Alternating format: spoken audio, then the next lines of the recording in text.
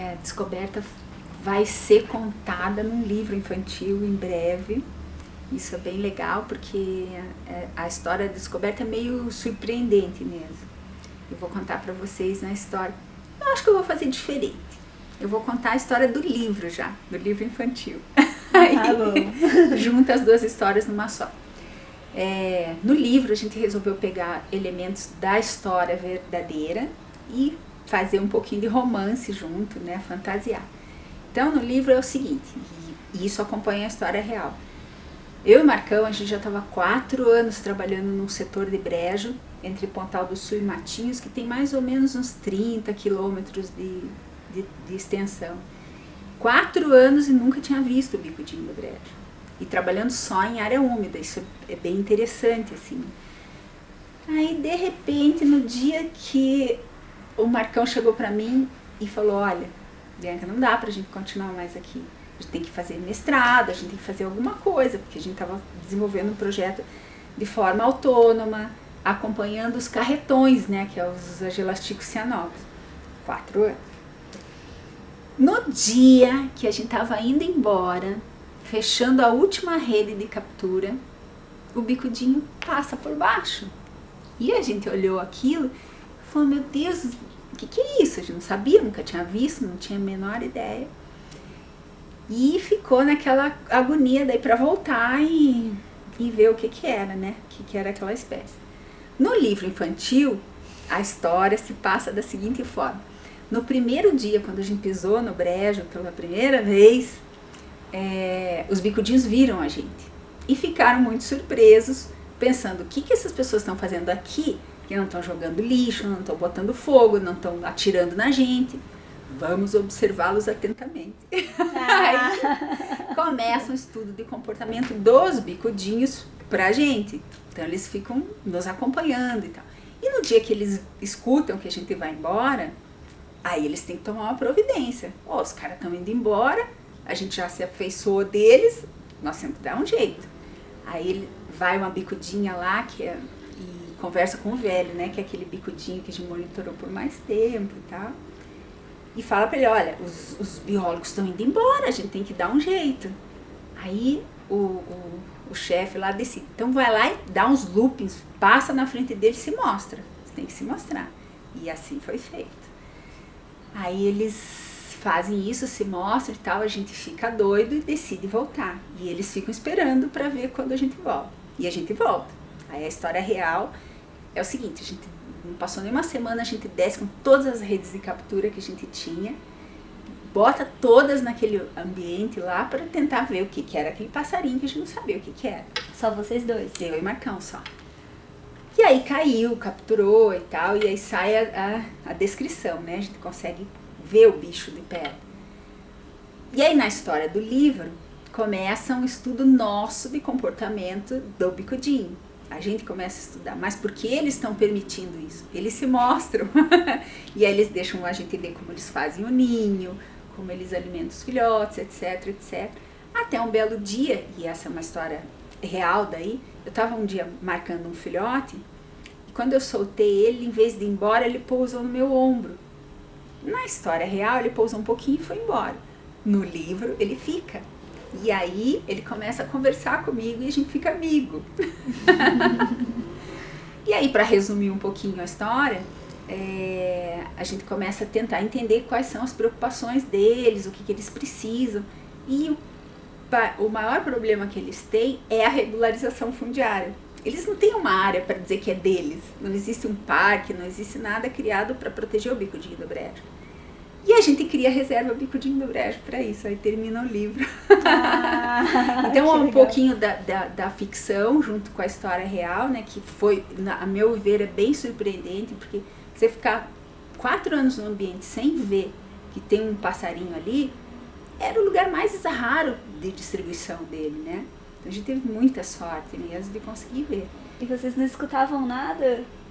Não, a gente teve uma vez que a gente escutou um piadinho, uma coisa um pouco diferente, o Marcão ouviu, e não sabia o que era, mas podia ser qualquer coisa, né, uma vocalização diferente. E tanto é incrível isso que Não sei se porque o ambiente estava já muito alterado e ele estava numa situação bem difícil ali, vocalizava muito pouco mesmo. A gente foi com o Brett, o Whitney depois, para tentar gravar a vocalização dele. A gente chegou a capturar um bicudinho, colocar numa gaiolinha e ficar com o gravador esperando para ver se conseguia, né, fazer o registro do canto, e não conseguiu. A gente descreveu a espécie sem conhecer o canto. Não é incrível isso? Muito incrível, e parece que ele canta.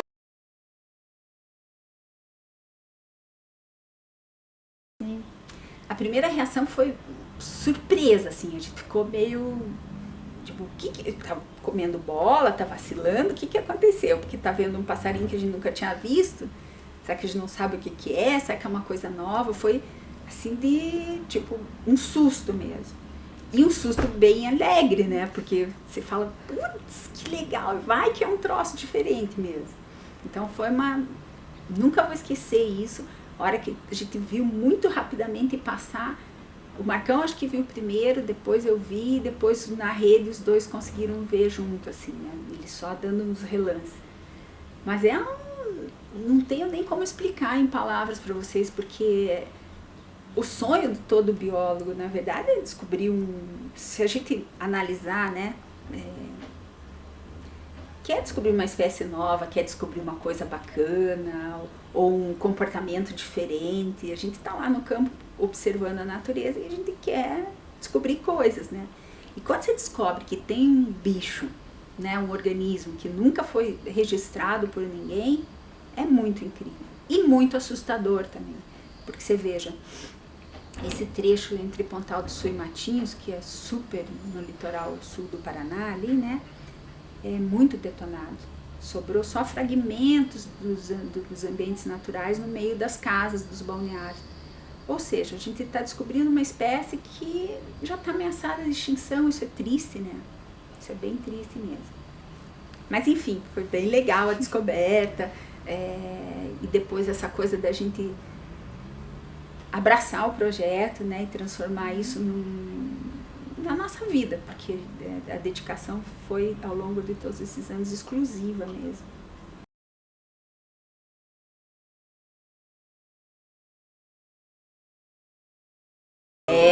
A gente ficou bem em dúvida, e quando levou o material para o museu e tal, para comparar, a gente notou que o bico era muito compridinho, ele era todo menorzinho, tinha diferenças, né, na parte de morfologia, que depois a gente veio estudar também a parte de morfologia interna para fazer a descrição e tal. Mas ele é muito parecido mesmo com as outras fêmeas, né? E o bicudinho paulista ainda, que depois apareceu, né? Que é bem parecida. A fêmea é quase a mesma coisa. Tem diferença de tamanho e o macho tem bastante diferença de cor.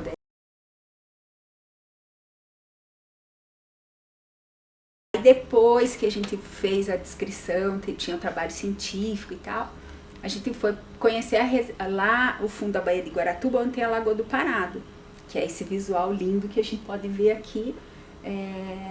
E lá eu ouvi a vocalização do bicudinho pela primeira vez. E tem uma história bem interessante nisso também. A gente tinha recém comprado o microfone, o gravador e tal.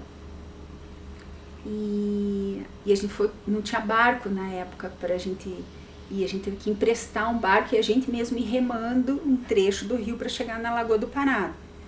E a gente virou esse barco depois de gravar a vocalização. Eu caí na água com o gravador, com o microfone, com tudo. Era.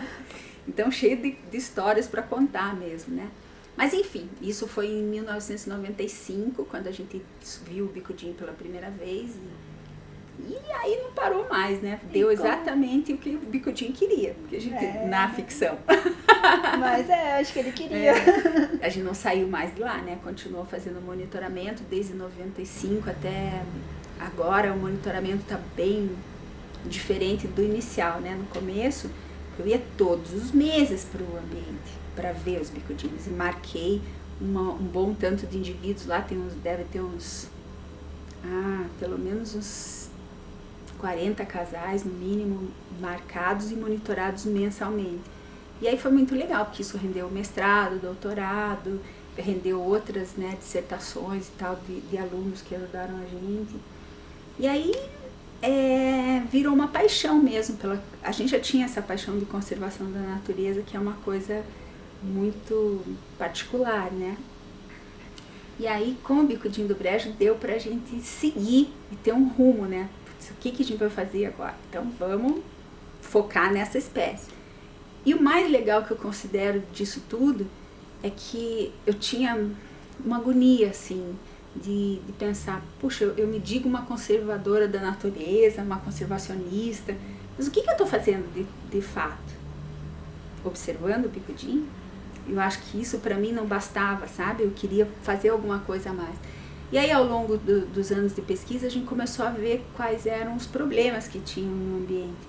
E um dos problemas mais sérios é a invasão da braquiária, que é um capim exótico invasor que toma completamente o ambiente natural e destrói, e nem o Bicudinho consegue ficar ali, né? Aí a gente desenvolveu um projeto piloto, mandou para a Fundação do Grupo Boticário, eles aprovaram e tal, para o manejo da braquiária, e deu super certo. Então hoje a gente tem um protocolo de manejo e a gente consegue, sem nenhum produto químico, só com manejo mecânico, tirar toda a braquiária. O que volta é a vegetação nativa, e assim que volta a vegetação nativa, o Bicudinho volta também, e todas as outras espécies, né? Porque a braquiária, quando invade, ela forma um tapete tão fechado de vegetação que nenhum outro bicho consegue ficar ali. Porque eles não vão viver em cima, completamente expostos, e muito menos embaixo daquele maciço ali, né? Que nem tem luz praticamente.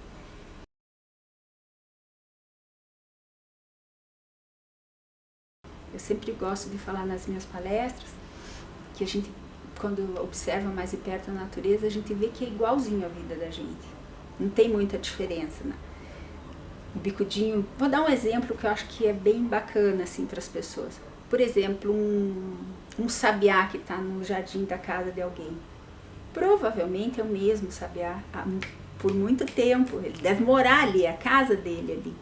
As pessoas não têm essa noção. Elas veem um sabiá e elas falam, é um passarinho qualquer. Não é um passarinho qualquer. É um passarinho que provavelmente vive ali, e se você botar uma anilha colorida, como a gente fez nos Bicudinhos do Brejo, e conseguir acompanhar, você vai ver que é muito legal. Tem um território bem definido, né? Tem toda uma dinâmica que é muito parecida com a vida da gente. Por exemplo, os casais são fixos, né? Mas às vezes a monogamia não é levada tão a sério. Então, às vezes existem cópulas extrapar, que a gente chama, né? Puladinhas de cerca. São raros os casos, mas acontece. A gente registrou na literatura, é chamado assim de divórcio. Um machinho que estava muito tempo pareado com uma mesma fêmea, simplesmente abandonou ela e foi embora com uma outra, porque vagou um território do lado que era melhor que o dele, e assim é a vida deles. Muito parecida com a nossa. E tem os que pulam a cerca e voltam para a mesma fêmea? Sim. E teve até uma história... E elas aceitam? Mas se o Marcão tivesse aqui contando a história junto, com o Marcos Borcher, né, que é autor da descoberta também, ele ia falar que as fêmeas são piores. A gente monitorou dois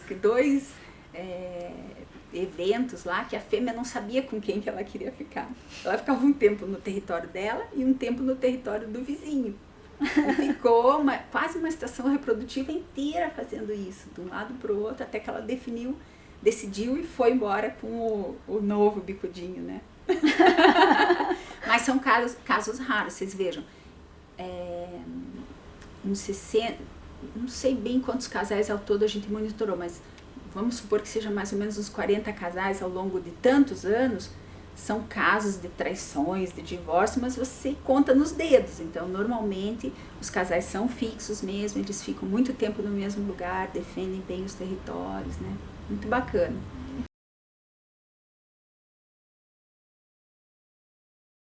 São, como eu falei já, os casaizinhos são fixos, né, ao longo do tempo. Normalmente eles passam toda a estação reprodutiva juntinhos. E tem os territórios muito bem definidos, não passam um pro lado do outro. E se passarem, vão passar sorrateiramente. A gente fez muito teste de playback, isso é bem bacana até. Se você tocar um playback em algum lugar e aquele indivíduo que está ali, o bicudinho do brejo, simplesmente fugir de você, o playback, certamente ele não está no território dele, ele está fazendo uma expedição extraterritorial. Então ele saiu do território dele e está se aproveitando bem quietinho no território do vizinho ou do outro e tal. Se você tocar o playback e ele subir e vier para a tua direção, ele é o dono do território. Isso está mais do que provado. Eu tenho certeza disso, porque a gente fez muito teste para entender, né, como é que era a dinâmica. E ao longo de todos esses anos, uma coisa que eu sempre cuidei é, por exemplo, nunca fazer um playback numa divisa de território. Porque vai vir todo mundo. Vai vir o casal daqui, às vezes um outro casal, e vai dar briga. E eles brigam mesmo. Brigam de cair no chão, às vezes.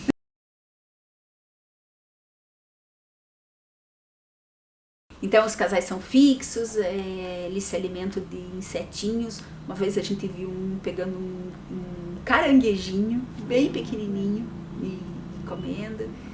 Fiz muita observação de alimentação, né, para ver os dados que a gente tem ainda não publicados, mas parece que a fêmea ela está sempre um pouquinho mais baixo na vegetação e o macho um pouquinho mais alto, talvez para ser mais atento, né, ficar mais cuidando. Normalmente eles fazem o ninho e na vegetação herbácea, embora às vezes eles façam em arbustinhos que estão ali junto na vegetação, mas a maior parte é na vegetação bem herbácea, muito perto da água. E isso é uma coisa muito interessante, porque boa parte dos ninhos se perde pela água. Por exemplo, se o ninho estiver muito próximo da água, quando a maré está alta e passar um barco, vai fazer uma onda e às vezes até leva o ovo. A gente tem filmado isso, inclusive. O ovo é levado e os bicudinhos, acreditem vocês ou não desistem desse ninho. Eles esperam a água baixar, vão lá, entram de novo no ninho, ficam incubando. E eu já acompanhei vários casos de os ninhos que pegaram água, que os ovos não ficaram mais viáveis e os pais ficaram chocando por mais de 30 dias na esperança de dar certo aquilo, né? Já não ia dar mais certo. Outra coisa, deixa eu ver, que é bem interessante para contar para vocês, esse é bem legal também. Aonde são feitos os ninhos, né? Existe todo um mecanismo de escolha de local para nidificação. E não foge muito da regra humana. Quem decide esse local é a fêmea. A palavra final é dela. E a gente registrou algumas vezes o macho levando uma palha. A gente brincava, inclusive chamava da palha fundamental. Tipo, a primeira palhinha. Levava uma palhinha, depositava em algum ponto e começava a vocalizar chamando a fêmea. E a fêmea vai lá e vai ver. Se ela gostar, ela vai agregar mais material ali e os dois vão fazer o ninho ali. Mas se ela não gostar, ela vai tirar aquela palha dali. E ela joga a palha no chão e vai embora. E ele vai ter que descolar um outro lugar. Ah, ela não leva para o lugar que ela quer, ela fica esperando. Não, ela fica esperando, ele decide o lugar. Todas as observações que a gente fez foi isso. Muito legal. Muito bom. E são quantos ovos? 2 ovinhos sempre. E uma coisa interessante, nos últimos anos de monitoramento, por muitos anos a gente nunca tinha visto um ovo de chupim dentro do ninho do bicudinho. Agora a gente começou a ver. Tem sim parasitismo de chupim. E é terrível, né? Porque o ninho dele nem dá certo para um chupim, né? Ele é tão pequenininho, tão delicado. E quanto tempo que os filhotes ficam? Deixa eu ver se eu lembro, que eu tô um pouco enferrujada agora. Bom, eles colocam 2 ovos. Eu acho que, se não me engano, o período de incubação deve ser por volta dos 12, 13 dias. E depois o filhote vai ficar mais ou menos uns 9 dias no ninho. E daí tem eu posso estar me enganando, tá? Eu não estou lembrando muito bem desses números, mas eu sei uma coisa bem bacana, que é o mecanismo que faz com que o filhote saia do ninho. Isso é uma gracinha de observar. porque os pais trazem comida e os filhotinhos chegam uma hora que eles começam a ficar de pé dentro do ninho, gritando, né, vocalizando muito e tal, para receber o alimento. E dá uma agonia que parece que eles vão cair, porque você vê até a perninha fina deles, assim, tipo, levantando no ninho, sabe? Chega a uma determinada altura que a fêmea, o macho ou a fêmea, sei lá, vem e mostram a comida, mas não chegam até o ninho. Eles ficam provocando os filhotes para os filhotes saírem. E é assim que acontece. E eles não caem na água? A gente já pegou o bicudinho caído na água, e que a gente, inclusive, o Marcão gosta de falar isso até nas palestras, porque existe muito efeito, as pessoas citam, né, que o anilhamento pode dar impacto, pode ter problema, mas nesse caso específico a gente ajudou eles, porque o bicudinho tinha caído do ninho, tinha caído no chão, estava inteiro molhado, com um monte de formiga mordendo ele, tem foto até, inclusive. A gente pegou, secou um pouco e botou de volta lá. Lógico que tirou esse ninho da análise, né, porque a gente não manipula para... Ai, puxa, uma espécie ameaçada. Você vê um filhote no chão, molhado, com um monte de formiga mordendo ele, você fala, vou dar um jeito. Claro.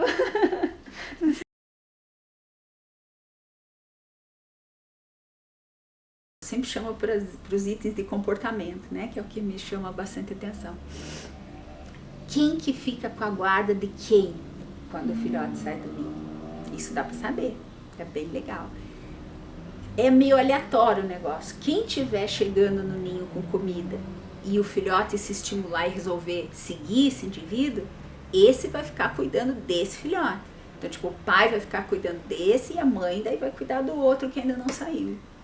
E aí, se acontecer isso do filhote sair junto com o pai, por exemplo, o pai nem volta no ninho mais. Ele fica só cuidando daquele.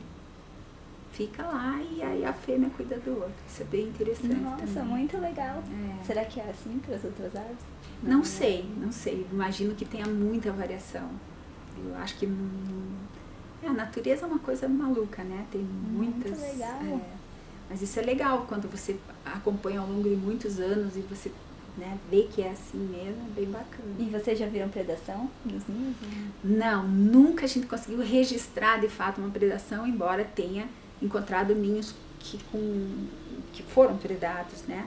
Com certeza, não tinha dúvida que, por exemplo, tinha ninho que a gente encontrava com um furinho embaixo do ninho. Provavelmente uma saracura veio por baixo, porque o ninho é construído muito baixo na vegetação. Ela pode ter vindo por baixo, furado para pegar filhote, ovo, sei lá, alguma coisa assim. E com relação à predação também, apesar da gente nunca ter 2 eventos a gente registrou que foram interessantes. Tinha um filhote, que a gente chamou ele de Vitória. Nossa. O ovo foi, quando a fêmea colocou o ovo no ninho, subiu a maré. Imediatamente esse ovo ficou embaixo d'água, do período da maré alta e tal, e depois baixou e ela continuou incubando, e esse filhote nasceu. Isso foi incrível. Apesar de ter passado bem no início do desenvolvimento, ele nasceu, foi se desenvolvendo e tal. E na hora que ele estava, a gente ia monitorar todo dia, né? Na hora que ele estava para sair do ninho, provavelmente estava na borda do ninho, alguma coisa predou ele, porque só tinha peninha dele na hora, quando a gente foi ver. Ficou bem triste, porque ia ser interessante, né? Muito. Acompanhar. Nossa. E tal. E um outro evento, eu não sei, eu considero isso como predação, eu não tenho certeza se foi ou não foi, mas um curruíru-sul atacou o ninho do bicudinho, detonou o ninho, pegou os ovos, carregou os ovos, só que os ovos, como estavam no início do desenvolvimento, também estavam muito moles ainda. Então, a hora que ele apertou o ninho, já vazou e detonou o ninho, o ovo ali mesmo, né? Então, não conseguiu predar de fato, mas eu imagino que a intenção dele era predar, porque ele foi lá e destruiu o ninho inteiro. Inclusive, brigou com o bicudinho ficou todo sem pena, assim, na cauda e tal. Nossa, tadinho, ele é tão pequenininho. Bem pequenininho. O curruíru-sul não é tão pequeno assim, né? Não. Então, são milhares de histórias que a gente tem pra contar. E eles têm alguma interação, assim, com Phleocriptus ou com... Olha... Com Papapiri? Não tem muita interação. Uma coisa interessante que eu vi uma vez, e eu sempre brinco nas palestras e digo que quando eu passo uma foto, por exemplo, do bonito de piri, todo mundo fica enlouquecido, né? Porque o bicho é multicolorido, é uma gracinha, uma bolinha, só que ele é aquele bonitinho mais ordinário, sabe? Ele rouba a palha do ninho do bicudinho. Uma vez a gente monitorou um ninho e um bonito tupiri foi lá e simplesmente levou toda a palha do ninho. E a gente filmando, né? Filmando, porque eu deixava a filmadora em alguns ninhos e em alguns ninhos eu fazia observação com tenda. Então as interações elas são assim, meio que para conflito, para predação. Eu nunca vi nada muito de interação mesmo.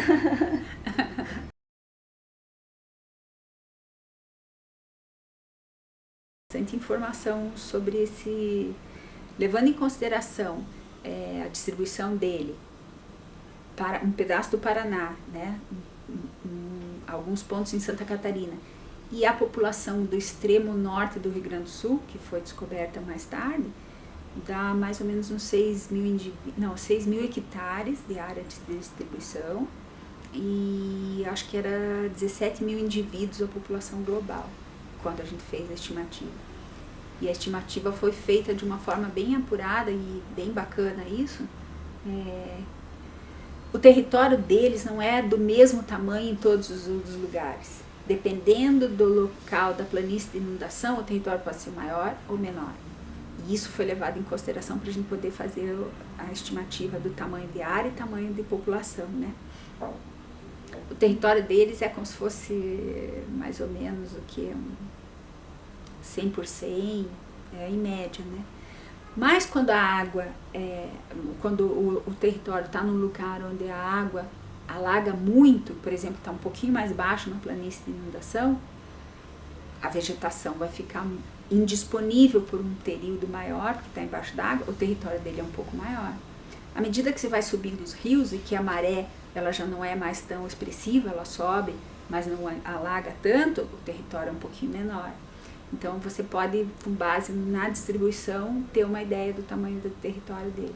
Isso é legal, que dá apura um pouco mais, né? Uhum. Não é simplesmente eu estudei um ponto só e vou considerar o tamanho da população com o tamanho do território daquele lugar. A gente foi um pouquinho mais além. Eu considero que o bicudinho do brejo é uma espécie tão particular, né, com requisitos tão... Você vê, bicho que vive na vegetação herbácea, muito próximo da água, uma capacidade de voo muito reduzida, né? Era legal que tivesse até uma reserva biológica para proteger ele, né? Mas enfim, não tem. A única coisa que a gente tem de unidade de conservação lá no fundo da Baía de Guaratuba é um parque municipal, que é o Parque Municipal da Lagoa do Parado, que a prefeitura deveria, né, cuidar, mas não cuidam, não tem nenhum monitoramento, nenhuma fiscalização, não tem nada.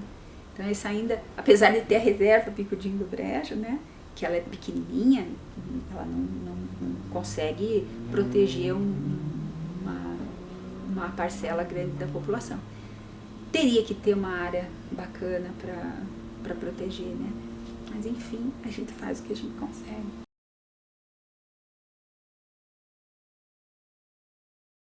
A pior é a contaminação biológica, né? Que essa é sorrateira e eu já levei algumas pessoas, inclusive, para ver o ambiente do Bicudinho do Brejo pensando já em testar, ver como a pessoa entende o ambiente. Eu parava o barco na frente de uma área absurdamente contaminada com braquiária e falava, você está achando alguma coisa diferente aqui? O que você acha? A pessoa não percebe que tem uma contaminação biológica ali. Porque a vegetação herbácea é toda muito parecida, né? E, inclusive tem um capim nativo que é muito parecido com a braquiária. Foi nossa primeira coisa que a gente fez foi ensinar o pessoal que trabalha no manejo físico mesmo, né, mecânico da braquiária, ensinar para eles a diferença da nativa para a braquiária. Então, um dos piores impactos é a contaminação biológica, porque perde área. e perde mesmo, porque a braquiária ela invade e vai, que é uma maravilha, inclusive ela sobe, ela consegue fazer bancos em cima da água, ela fica com bancos flutuantes, né? Isso acontece muito lá no Bicudinho do Brejo Paulista. Outro problema que eu vejo e me preocupa bastante, eu tenho falado muito sobre isso, é a questão da extração de areia no fundo da Baía de Guaratuba. Ela é feita dentro dos critérios e tal, mas a gente sabe que volta e meia as dragas que tiram areia, elas saem do ponto onde elas deveriam estar dragando e dragam muito próximos da margem do rio. Isso causa desbarrancamento e perda de área também. Então, muito do que a gente fez ao longo desses 5 anos de manejo de braquiária, de restauração ambiental, por exemplo, a gente tirava a braquiária e qual que é a palavra mais adequada para eu usar? Rebocava bancos de piri da vegetação nativa que estavam descendo o rio porque caíram por causa da extração de areia, que eu imagino que sim. Então a gente jogava isso em cima das áreas manejadas, sabe? Quando a maré estava e pregava isso com bambu e funcionou super bem. Nossa. Então já era uma ajuda na restauração, né?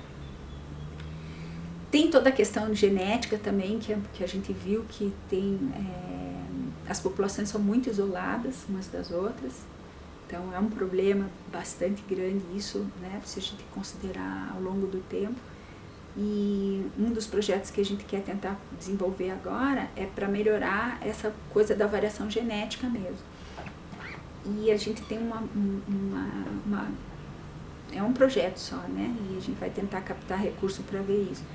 Mas fazer, por exemplo, populações que estão isoladas e mais próximas ao mesmo tempo, mais isoladas, por exemplo, Matinhos, onde vocês estiveram lá, Antonina, Morretes, a própria Guaratuba, a gente gostaria de trocar ovos entre os ninhos, né, para tentar aumentar a variabilidade genética.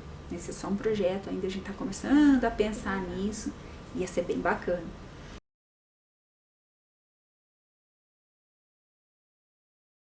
Três exemplos bem bacanas, assim.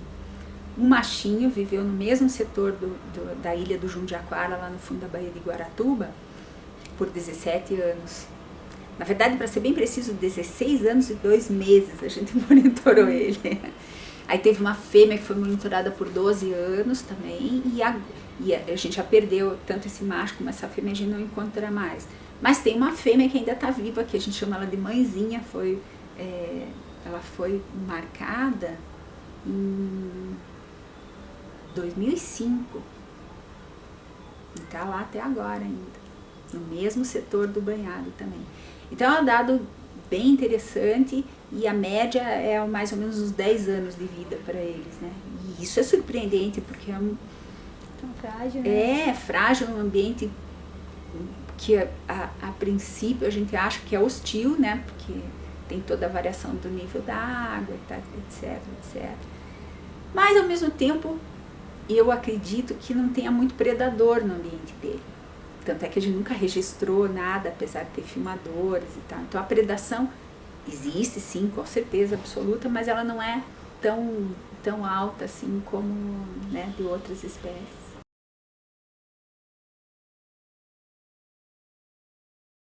Isso era um projeto que eu tinha muita vontade de desenvolver, mas depois, quando a gente descobriu o Bicudinho do Brejo e eu me dediquei completamente, né, a essa questão lá do litoral e tal, não deu para fazer mais nada.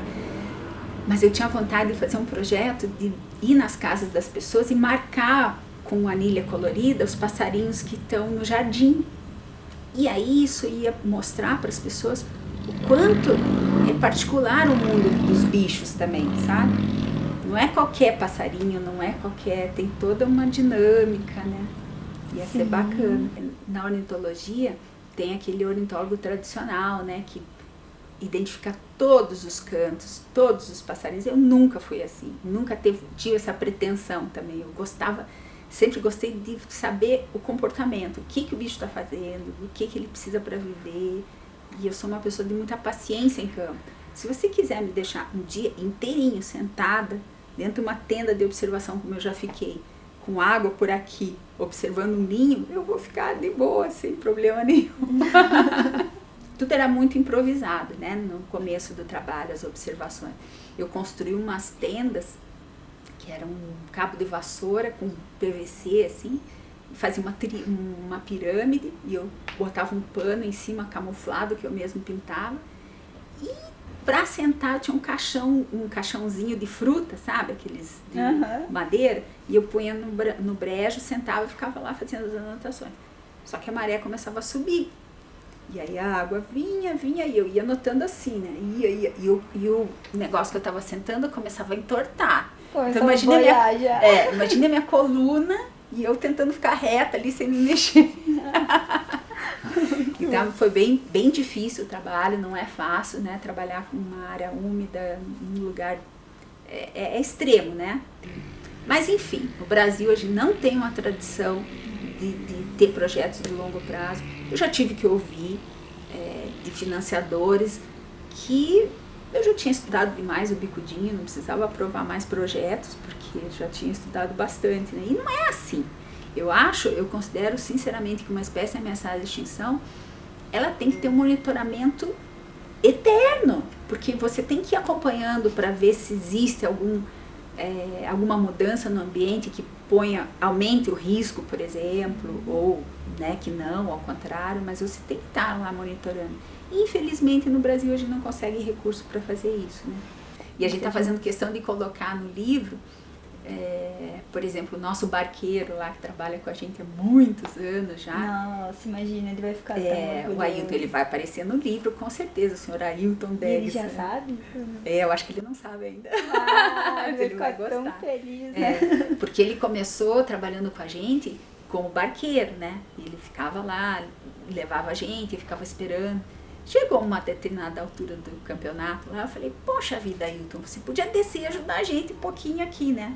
Ele desceu e, meu Deus, para resumir, hoje ele vai com GPS, com a caderneta, tem o binóculo, ele anota os pontos, ele é show de bola. Que legal! Então essas pessoas que ao longo do projeto, né, como o Ailton e os caseiros lá da reserva, eles têm que ser valorizados, também tem que aparecer nessa história, né? E vão aparecer.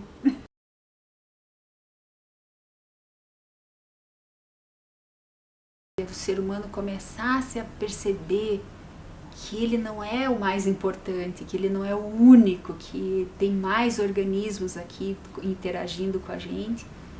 E se a gente conseguisse valorizar isso, eu acho que mudaria bastante coisa, sabe? Porque a gente fica muito no piloto automático, né? E pensando muito na gente. Se a gente valorizasse a natureza, que é a nossa base, que é o que nos dá o sustento, eu sempre digo nas palestras, e sem natureza limpa, o homem não sobrevive. A natureza sobrevive sem o homem, mas o homem não sobrevive sem ela. Então acho que a mudança teria que ser a partir do momento que a gente valorizasse de verdade, mas valorizando do jeito que tem que ser mesmo, sabe? Respeitando as unidades de conservação, né?